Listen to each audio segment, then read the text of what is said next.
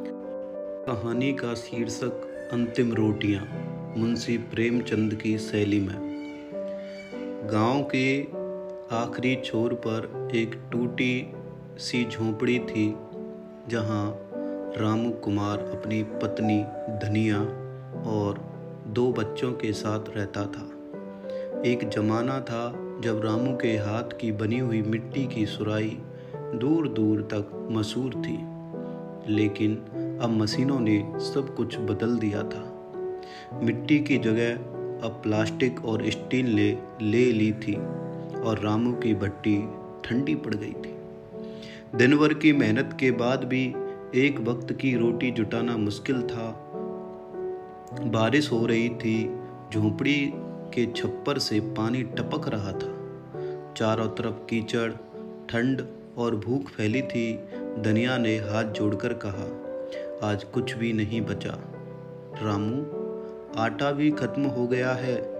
रामू चुपचाप बैठा रहा, जैसे आत्मा कहीं दूर जा चुकी हो। धनिया ने किसी तरह भीगे आंगन में छुपा एक मुट्ठी आटा निकाला और 2 रोटियां बनाई। बच्चे भूखे थे, कांप रहे थे।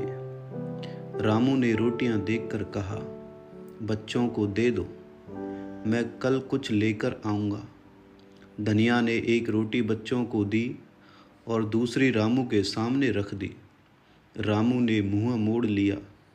धनिया ने जबरन रोटी उसके हाथ में दी और मुस्कुराते हुए कहा, तुम ही तो हो इस घर की नींव। नींव अगर भूखी रहेगी तो दीवार कैसे टिकेगी। रामू ने आंसू भरे आँखों से रोटी खानी शुरू की, पर आधे टुकड़े के बाद उसने रोटी फिर बच्चों की ओर बढ़ा दी और बोला, नींव को दीवारों के लिए मिटना भी पड़ता है।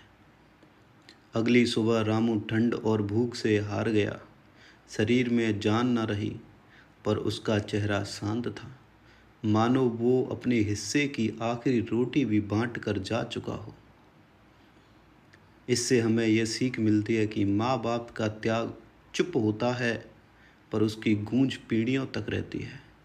इंसान जब बांट कर जीता है, तभी वो सच में इंसान कहलाता है।